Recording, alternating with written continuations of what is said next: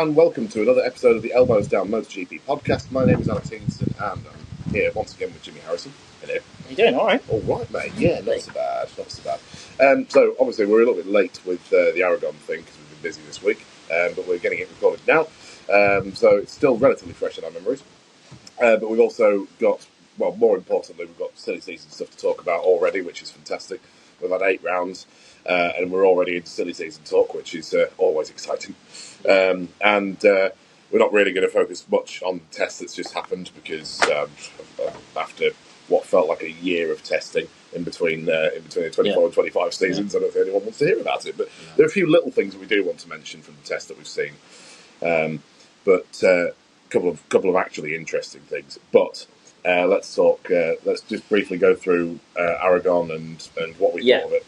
Yeah, Aragon. Well, I think I was saying this on socials. If you didn't expect Marc to win, you're not really switched on with the sport right now. Marc was way ahead of everyone last year on a year-old bike, but then Aragon had just been resurfaced. It was really dirty, wasn't it? Yeah. So Marc was always going to have an advantage then, even a year-old bike. So I was surprised people were as close as they were, especially Alex Marquez in particular. Yeah, I mean the sprint was. It felt a bit disappointing, when Alex was leading the race, and then he just wasn't defensive at all at the end of the straight, and just let Marc past him, and that was a bit sort of. Yeah, no, this is a good point. I'm glad you mentioned this because this is something that I've seen people talk about. Right, is the Alex Marc thing? Alex being too easy on Marc in a battle, right? Yeah. I just thought, no, just ignore these people because it's probably a bit silly. Because if at that level you pass back anyway, he's not really trying hard enough around Marc. I never really saw it until in the sprint. Was it the Grand Prix? Anyway, it was a sprint. It was a sprint. Turn 1, Alex Marc makes a move, and if Alex wanted to, he could have done a cutback quite easily, and he probably would have done on someone like Franco Morbidelli or anyone else. It's funny, I was literally just saying it would have been all right if it was Morbidelli. Yeah, it would have been anyone. But so you watch it back, watch Alex Marquez just after Marc passed him at turn 1. He does look. Okay, I'm going to lose this race anyway, so I might as well just follow you. Oh, that's a red bike. Oh, it must be Marc. I'll just let him pass. I don't think that's how he thought, but it's one of those things where he could have made a really aggressive cutback and blocked Marc. Yeah, you're right. He knew he was going to lose his race. He was going to lose his race, but then as a racer, you try anyway to stop their rhythm. There's many races where someone who actually started the race, absolutely not favourite, has won because they're roughed up the person who's miles ahead on pace. Casey Stoner, Valentino Rossi, Laguna Seca 08. Stoner miles ahead of everyone. Rossi knew if I rough him up, ruin his rhythm, he can make a mistake. So it's always worth trying anyway, even though, yes, Marc was going to clear off. So it is annoying that, yes, they're brothers and that, and they don't want to take each other out. I get it. But I wonder how Cassini felt about it. Like, I wonder if they say, a win would be good, could you try next time? Or will they be like, it doesn't matter, podium. I don't even know. They got a dual podium. Yeah. They got Aldeguer on the podium for the sprint as well, didn't they? So, to be honest, they might have been a bit. I think if I was Nadia Padovani, I'd be like, really, Alex? But at the end of the day, I'd rather that you finished in second than you and your brother take each other out doing something silly. But I don't know. Yeah, true. That is true. I don't know. But if it happens again and again and again, maybe that they'll have to have conversations that you've got a chance of winning the championship here if Marc crashes, especially. So what you're doing? And this is Alex still has a really, really good. Well, I say still. It sounds like we're discounting him, but Alex does have a really good chance of winning the championship. Marc makes a few more mistakes, and Alex stays consistent as he is, and that's it. And what's the point in fighting for wins when you can just bring on P2 constantly, and lead a championship? It's been could be a bit of a dogfight going on, especially if Marc has a couple of tracks. We've got tracks coming up that a lot of right-handers, that sort of thing. We know that not where Marc struggles, but just where he's not quite as strong as places like Aragon, places like Kota, with a lot of left hands and all that sort of stuff. But think about it, we've got Brno coming up in next month. That's we were saying the other day, weren't we? It's quite a lot of right-handers there. So I think that could be an Alex Marquez strong weekend. Definitely. Yeah. And was it Catalunya that Marc said that's where Alex will kick his ass? So I think it was last year Catalunya he was brilliant, and that was on a 23 bike. So there's tracks where Alex should just be on par. In theory, Marc will always have something in certain corners, and it's Marc. But yeah, there'll be tracks, and there's Mugello next, and that's not really. Marc's won in Mugello, of course he has, but it's not a track he's known to be best on. In fact, that would be golden. I'm hoping that in the next race, guys, we can have Pecco because Pecco's won twice, I believe, at Mugello, maybe 3 times. I don't know if you include Moto2 there, but he's good there. And oh god, I hope we have a dog fight between the 2 factory Ducatis. That'd be anyway. I'm getting far afield. That's next week, but I just hope we get to see more of Alex fighting back. But we'll hopefully. Yeah. Positive weekend overall, I'd say, for KTM. Yeah. I think KTM had. Acosta was really, really strong, finishing just off the podium, but in the top 5 in both races. Acosta looked fantastic. Unfortunately, Binder crashing out of the main race was a big shame because he was doing so well as well. Like the 2 KTMs were together pretty much for the entire main race. Vinales crashing as well. Obviously, that was really irritating. That was in the main race, wasn't it? But I mean, he did remount, but finished it says here 86 seconds. Well, back. So I think that the reason KTM had that much pace was because it's still not that grippy. So that because of less grip, they had less chatter. Yeah, which is just a weird way of finding performance. But hey ho, it was nice to see Acosta as well in Aldeguer. Ready for a fight, those two. Yeah. Acosta's so ready to retaliate as well. And to be fair to Furman, he's holding his own. And someone would say, so he should on that bike. He's still he's got 1 year less experience. He does. So if you compare the current leading rookie Aldeguer to last year's leading rookie, which was obviously going to be Acosta, he was also the worst rookie as well at the same time last year because he was the only one. Yes. But if you compare them both at the moment. So this time last year, after 8 rounds, the 8th round was Assen, which Acosta crashed out of.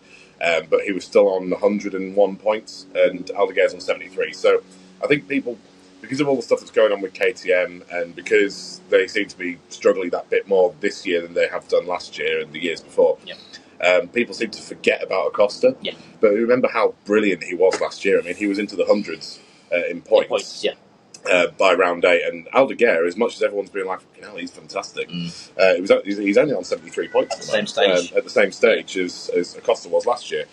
Anyway, so Moto2 was awesome. That race was awesome. This is what we've been saying.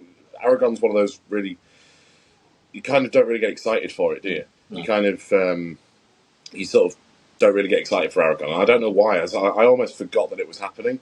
Not for any reason really, other than it's never really the best racing. But Moto2, bloody hellfire! Yeah, closest ever Grand Prix finish. What was it? In Moto2, in Moto2, 3,000ths of a second, and beating Moreira to the line, taking him on the outside, just nuts. To know the entrance to that corner, he had to completely sacrifice, go wide so he can have that cutback, and then he used all the rumble strip he was physically allowed to the point where once he was coming back on, he's using that white when it merges back on. He uses all of it so he didn't get an infringe. But actually, they're allowed to do that now, aren't they? Yeah, they are. Yeah. So it was really, really tactical and technical, and it was like it was like premeditated. It was like it'd been thought out and planned. But he did it in a split second. Yeah. Did that bit of an elbow. That sort of rubbing his racing. Rubbing his racing. And I mean, people were saying that about Alex and Marc. When they sort of made contact with each other off the start line, people were like, "Oh, bloody elbowing each other." It's like, yes, of course they're going to put their elbows out because you don't want to lock your bloody handlebars together, do you? No. You know what I mean? Well, you've got the what do you call them? You're better to touch each other than you are. Still, You'd rather knock elbows with each other. Acosta and Marc actually collided. Oh, sorry, it was Acosta and Alex and Marc. Yeah. Oh no, I thought you were saying it was another one. Freudian slip. That could have been an accident. But thankfully it was all right. Yes, no, it was fantastic, and Moreira. I mean, I bet he couldn't believe that. I mean, gutting for him. He still seemed really happy about the result. And the thing is, if you watch the slow mo of it, and you see them going really slowly across the line in slow motion, if that start finish line had been about couple of meters further on, Moreira would have won that. because if the momentum was there, he was accelerating and overtaking on shoe, and I reckon a couple of meters later, and that would have been Moreira's win. But it would have been even had it been a meter later rather than 2 meters later. It could have been like a thousandth of a second between the two of them. And when are we ever going to see that again, really? I mean, that was just unbelievable. I mean, Qatar used to have some good finishes because they used to have the finish line where the start line was. So they had all that time to slipstream, and then they moved it back towards the start. Which was a back corner. I don't like that. I know it's to help distinguish the winner and there's a few other reasons, but it's a bit daft. Yeah. But I don't think you will see it again, and not for a long while. Maybe Moto 3. The Moto 3 is known for close finishes like that anyway, but Moto 2, that was just nuts. Speaking of Moto 3. Yes. So I did. The race was pretty dull, to be honest. There was like the first half of it was very processional. There was a little bit of overtaking here and there, and it was one of those I sort of dipped in and out of, and I was just like, whatever. And then all of a sudden, it was I think I texted you saying, "Fucking hell, Aragon's dull, isn't it?" And then as soon as I sent that message, all of a sudden it started getting exciting. It was like it heard me. Right, let's just spice this up. By the way, you sort of asked me that. I never really answered you. I think it's because it's the least good and well-known Spanish race. That's one Iron race. It's not. And it's off and on as well. It's off and on. There wasn't a race there in 23, 22, 23. Yes, it came back. You're right. It came back. Yeah, it came back. But and then there's talk of it not even being on the calendar next year. No, I mean, we've got 5 races on the Iberian Peninsula. Yeah. And it's not if you're going to get rid of one, it'd be Aragon. It'd be Aragon. The thing is, Valencia, right now, Valencia. Yes, the track is worse than Aragon. The track flying by there. That's tragic. But this is a short one anyway. But Aragon is a better track than Valencia because Valencia is basically a glorified go-kart track, minus the awesome last turn and the first corner. That's it, really. But the grandstand goes all the way around the whole track. Yeah. Well, and it's a party Grand Prix, and it's the last Grand Prix. It's a show. Yeah. So that's why I'd still rather go to Valencia because I've been there twice. Track, you don't go for the track, but Aragon. I mean, people bitch about Silverstone. I was speaking to my friend Dean, and he was like, "I've been to Aragon," and honestly, you think people say Silverstone expect bad for spectators? It's nothing. Aragon's another level. Apart from that last corner with those super grandstands that are open ones. I mean, after the sort of the bus stop section. Yeah, after the famous, the brick wall. Yeah. Oh, right. Yeah. I don't like that sort of bus stop chicane before the long straight. Bus stop chicane, it just seems pointless. Why don't you just have a... You know what you could have? Where Alex Marquez and Pecco took each other out. That long right before the bus stop, right? Yeah. So imagine that, but the straight keeps going all the way, and then there's a kink onto the big straight. Yeah. You have a that back straight is just... Especially Moto 3. It's like you feel like you need another shave. Yeah. But yeah, I think...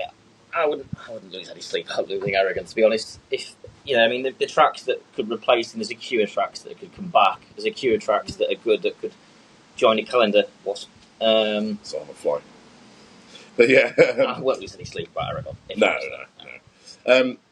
Yeah, I mean, Moto 3 was fantastic. I mean, all of those rookies in the top 4. Keyless, Carpe, Almanza, Piqueras, P6. I mean, it's amazing when you think about how dominant. Rookies taking it to Piqueras and Rueda and co. It's just insane. I mean, Rueda, who's now in his 3rd season, hadn't really done anything really before this season, apart from his first win last year in his sophomore season. Yeah. Rueda's dominance was amazing, and I really thought we were going to see something more from Rueda, and he was at the front, and then for some reason was sort of getting battered around and knocked back, and then David Munoz finally. Showing not just finally a win, but finally showing some maturity. You know what I mean? The amount there was a couple of times where I thought he could have done a proper Munoz there, an overtake that he could have done a proper Munoz, but he didn't.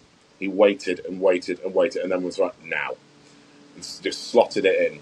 It was tactical moves that seemed really just professional, rather than the usual sort of get out of my way Munoz. Kind of. Yeah, it's about time to be fair as well. He's, I think he's 19, isn't he now? I think it's about time he sort of grew up a bit. Because this is his 3rd season as well, isn't it? Because He didn't join. He didn't join until after Le Mans, or was it at Le Mans 2023? Because he wasn't old enough. He was still 22, wasn't he? Yeah, he was. But no. Was oh, bugger me, I can't remember. Well, yeah, but 22, he was so young then. Like, it was 22, yeah. Yeah, because I remember you tried shaking his hand at Silverstone, didn't you, Alex? We don't talk about that. Okay. We don't. Anyway. David! The thing is, it does show. I tell you what, if you could cherry pick a team, yes, people say IO or something like that. Yeah. That intact GP squad is so efficiently, professionally run, isn't it? The Moto2 squad with Gonzalez, everything they do seems to be perfect. And if you can tame help mature David Munoz, that intact GP squad, brilliant. They're a team to ride for. And to transform him, I'm not saying he's completely transformed, I'm not, but he's on the right route. And I'm kind of happy for him. I did say to Kate and a friend, like, I don't like this guy, but I'm happy for him there, because it's about time. The thing is, I didn't even know it was his first win. Yeah, it's his first win, I thought surely he's won before. But he hadn't, but yeah. He's led races before. Yeah. And then done something really stupid. Yeah. Usually, yeah. I think the times where he's led races, the handful of times where he's led races, but he's always been up near the front. David Munoz is one of these riders that it doesn't matter where he qualifies. Yeah. He can have the shittest Saturday on planet Earth and still be up there fighting in the top 6. Yeah.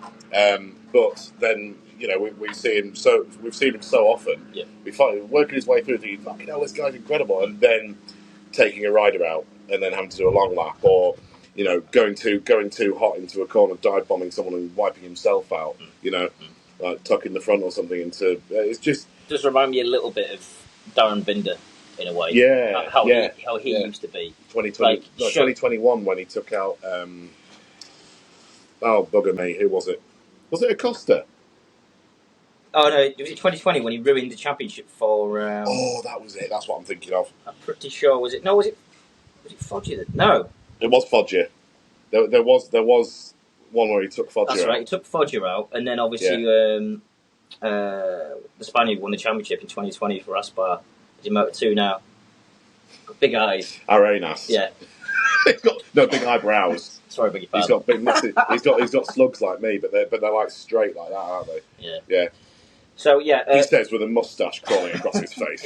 That's ready on it. Yeah. Yeah. So obviously Darren Binder was a bit like that, and I think Munoz reminds me of him, to be fair. Dive bomb Darren. He can be brilliant on occasion. Yeah. Yeah. Anyway, so Moto3. I enjoyed the second half of the race very much so, and I was really, really chuffed for David Munoz, because if we see more from him like that, if we start seeing if he starts bringing it home, the talent that he's got, this is what Peter Philip Ertl was always saying to him when if he just grows up a bit. Yeah. Oh no, it was Jose Boe. Sorry, it was when he was running for Boe.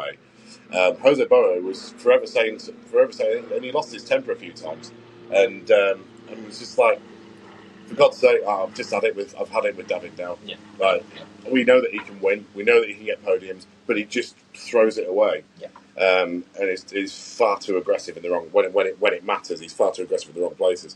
But anyway, so that's fantastic news for David Munoz. And I really think that if he continues with this mindset, that hopefully it wasn't just a fluke. Hopefully it's a change of mindset. He must have a really good sports psychologist. That's if you can afford one, yeah. So anyway, fantastic. Loads of rookies doing extremely well in Moto3. And we've got some exciting rookies coming up into Moto3 next year as well, haven't we? We've got the Hakim Danish. Yeah. Or as you call him earlier. Danish. No, I didn't even say that. Danish something. Yeah, it's Danish something. Danish pastry. We were having a little catch up about MotoGP by the river. We did talk about other stuff, I promise, yeah. And we basically recorded this pod by accident without recording it, didn't we? I can't wait for it. Honestly, this year, in the CEV as well, you just look at that series and watch if you ever watch a CEV Moto3 race, if you haven't, just do it, because you can see why, if you're good and winning that championship, or you fight in the championship, you can pretty much go straight to Moto3 and fight for podiums.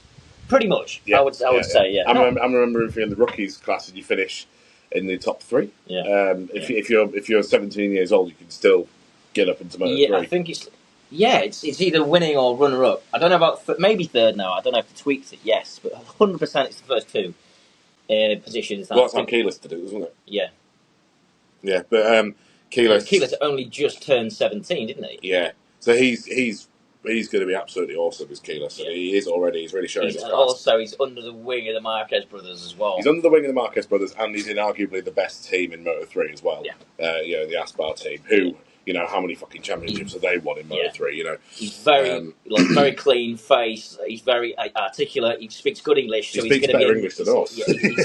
Which is something most Moto3 and actually most Moto2 riders do not do well. Yeah. Remember Enea Bastianini? Oh yeah, well he's still not great. Still not great. Enea Bastianini, when he was in Moto3, it was like, I am. Oh yeah, the press conference. Yeah, he was like looking at Rossi, wasn't he? Help! I can't speak English. Yeah, he's still not great now. Actually, speaking English, but yeah. Anyway, who cares? He's lovable. Yeah, so. yeah, who cares? Right, yeah. Anyway, so silly season stuff. Big news. Big news, yeah, absolutely massive news. Garcia's lost his seat.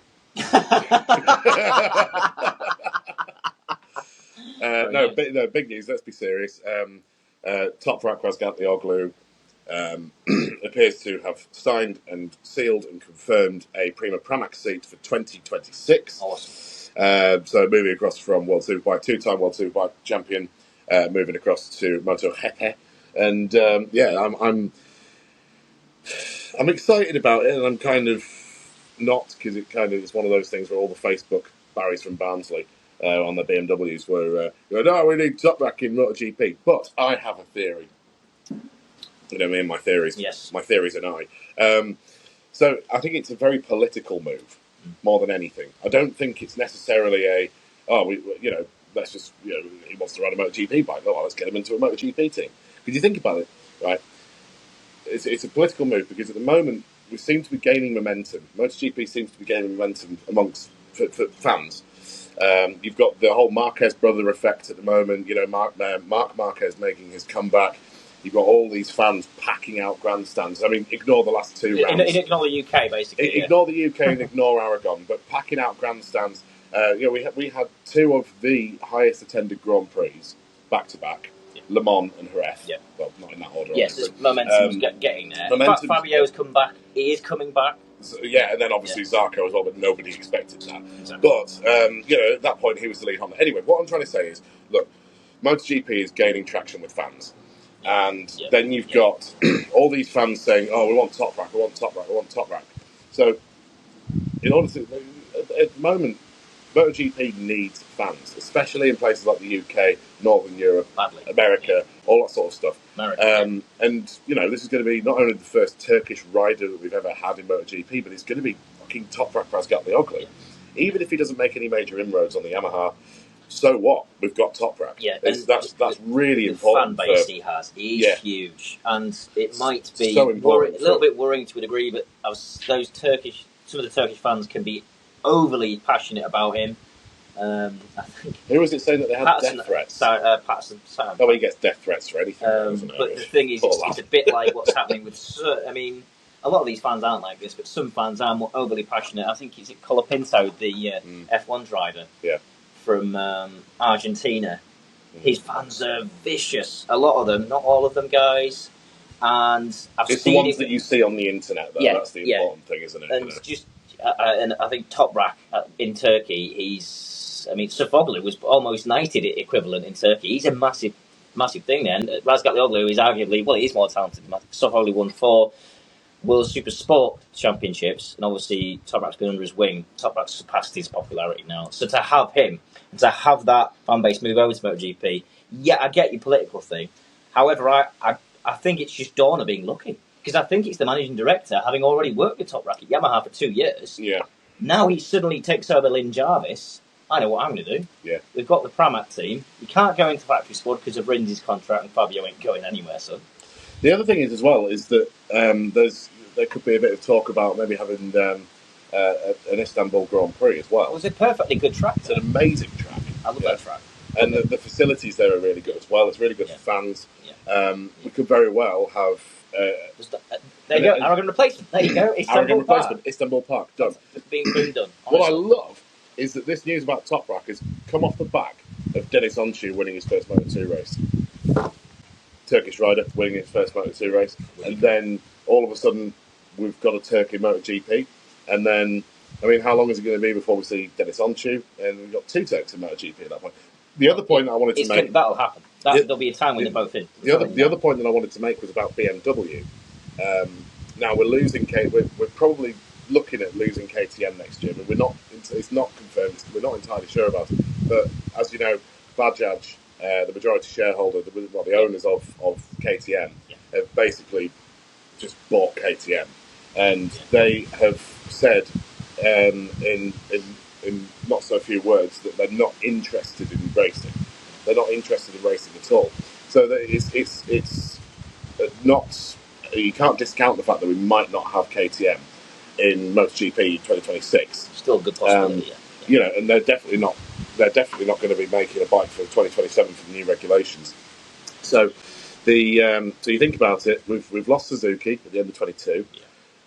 We're potentially going to lose KTM. We've got a world championship, the top tier of two-wheel motorsports, with 4 manufacturers. Yeah. It's been worse before, but So the way I see it is maybe it's a political move for Dorna, and they're thinking, right, let's get Toprak over there, get him on the Yamaha, build up the fans, and then let's look at getting BMW involved in MotoGP. There has to be. And then, because they've got Fabio Quartararo, who's one of the highest paid riders in the paddock. And so Yamaha, you know, Kinezevoglu is going to be hammering them to get him to get Toprak a factory ride. But maybe they're just saying to him, just hang on, go to Prima Pramac for now, which is basically it's a factory bike, but independent team. And then let's look at getting. There's no way it's anything but the same as what Fabio Quartararo gets. There's no way him and Kinezevoglu would have said yes to it. No, and the money will be good. And exactly. But this is what I'm saying. Yeah, just wait a year. Yeah, wait a year at the satellite team, and then in 2027 for the new regs, we'll have a BMW manufacturer. We'll have BMW bikes on the grid, and you'll be in the factory team, if not the only team. I hope so, because if he doesn't get on with Yamaha, last time he did test Yamaha, yes, it wasn't great. Yes, they didn't really give him what he should have done in that Jerez test a couple of years ago. He was too tall for the riding position. But obviously, they'll have everything ready for this. I think I overheard World Superbike social media. There was a conversation between Toprak and Petrucci. Just overhearing it, and Dan said, "Do you get to ride the bike at the end of the year?" And he goes, "Yes, yeah, it was." So that means BMW are able to release him. So Toprak will be at the Valencia test. That's exciting as hell. That's really exciting. So Toprak doesn't have to wait to Sepang. Well, to be fair, if BMW were bitter, it's like, no, you're not touching it till the 1st of the 1st, 2026. That'd be stupid, because who cares? BMW don't have a MotoGP bike. You're not taking any information from us to them. No.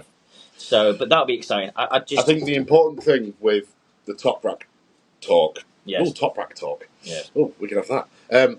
The important thing with the Toprak talk is not to focus on whether or not he's going to be any good on the MotoGP bike.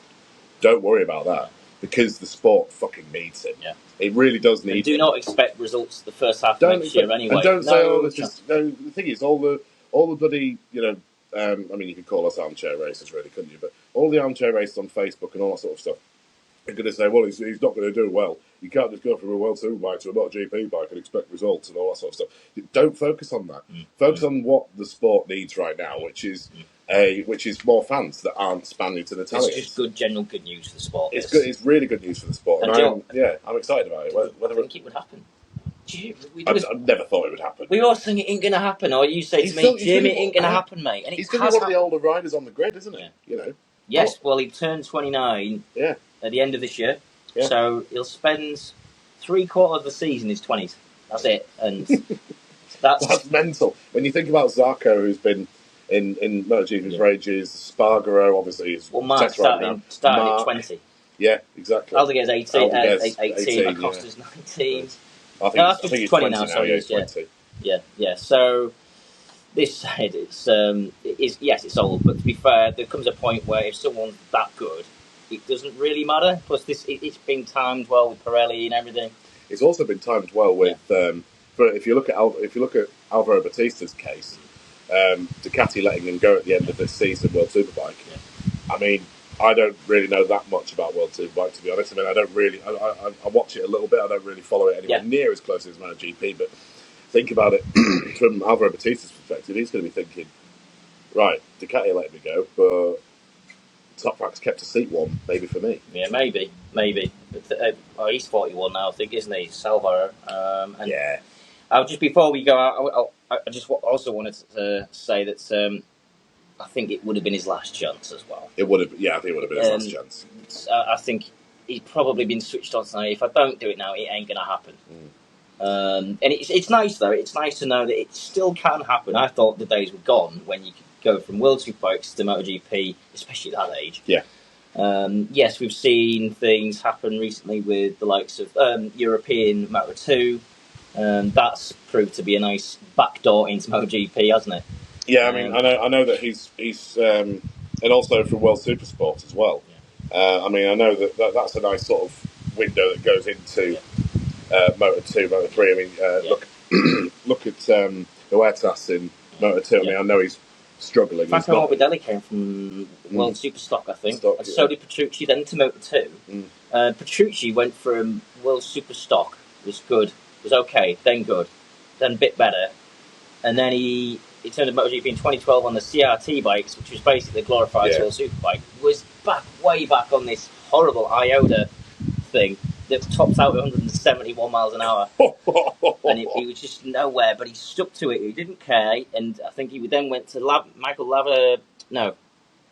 What was that team Michael Laverty rode for? The Paul Bird Motorsport, Aprilia RSV in 2013. Hung out there a bit longer, and then he somehow got a Pramac Ducati ride for a few years, and before we knew it, he was in the factory Ducati squad. Yeah. I love that story about Petrucci, but yeah, so it can be done, and thankfully Toprak's proving it can still be done, well, if you're exceptional, but I think it's probably not impossible for Balega to do the same thing, because he's a lot younger, and there's definitely a way to marry it up. He'll probably win the championship this year. I think he might beat Toprak. He'll win it next year, and then he'll be ready to go to MotoGP. On maybe a VR46 Ducati replacing someone like Digier or Morbidelli. I can see that. Well, whoever, but yeah. Shit year he's having, actually. It's just fucking... I'm just getting pissed off about it. But yeah, anyway, so that's pretty much it. I mean, the other bits of news here and there that we've got, apparently Sergio Garcia has been let go by MT Helmets in Moto2. He's been replaced by someone at the test. Sorry, I can't remember who it is. I think it's someone like Neil Hodgson. Neil Hodgson. I think it's someone like Danny Munoz or something like that. But yeah, Sergio Garcia's been let go. I mean, he's never been the same after his injury, has he?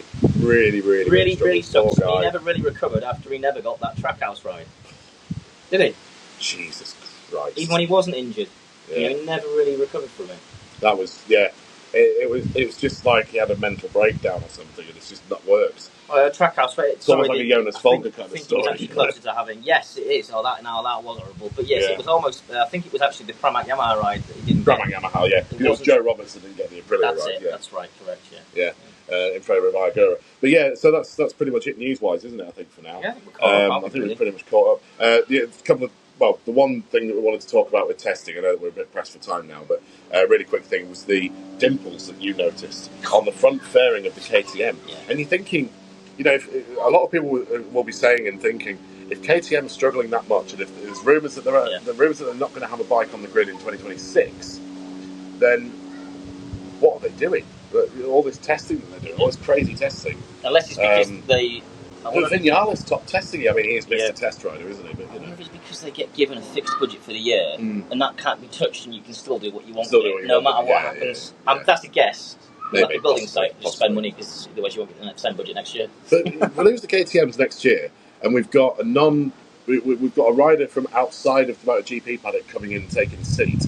How many seats are going to be available next year? No. Unless Honda get another team and have 6 Hondas like Ducati. I think if you're going to see that, it'll be Tech 3 because I know that. Yeah, Tech 3 obviously will have to go somewhere because Hervé Poncharal is so integral in the MotoGP paddock. Well, he's trying to sell the team, isn't he? And by the sound of it, Gunther Steiner from Haas Formula 1, the ex-team boss, is interested in investing in teams. So we'll see. we'll see. Some more silly season talk next week.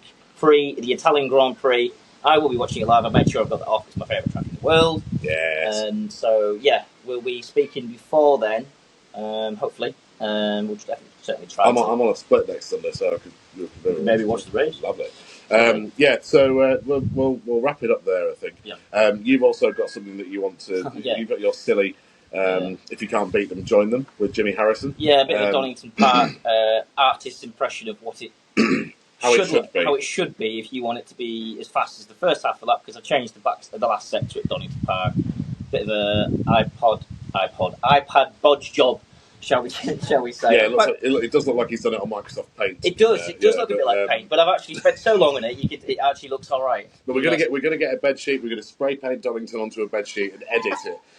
It's gonna be like Blue Peter, like you said earlier on. It'll basically look. Can I be John Noakes? Yeah, you can be John Noakes. Yeah. Go on YouTube if you're a sidecar race if you want to figure out what the hell he's on about there. But yes, it'll just be a bit of an iPad, but it might look like a bit like a weatherman thing. But yeah. Yeah, that's a good point actually. If you do want a little bit of fun racing stuff to watch, and I'm sure some of you older fans will be like, "Well, yes, I was watching it when I was a kid." But Blue Peter, right? John Noakes sidecar racing. Right, honestly, watch that video on YouTube. It is absolutely brilliant, and it's bloody funny as well. Like just how stripped back the sidecar racing was, and they're just at some aerodrome somewhere, just at some airfield. Yeah, and it just looks fantastic. It was actually quite funny viewing, and it was the most Alex thing to find ever. Yeah, excellent. It was where he says something like, "The bikes can get up to about 70 miles an hour." I was like, "Oh wow!" He's like hanging off, obviously the other way, but hanging. More exposed than current sidecar. Fucking mental. Yeah. But yeah, anyway, watch that. If you want a bit of entertainment, give that a watch. It's fantastic. But anyway, we'll wrap it up there. We'll leave it there. Mugello next weekend. Oh. Cannot wait for Mugello. Love Mugello. Best track. Wish we were going, but we're going to Brno instead because we can't afford to go to more than one Grand Prix a year because, unless we go to Valencia, but that's the chances of that with you trying to get a house are slim, aren't they? So. Yeah, that's it. Yeah, well, thank you very much indeed. Folks. And we'll see you again next week. Toodle pip.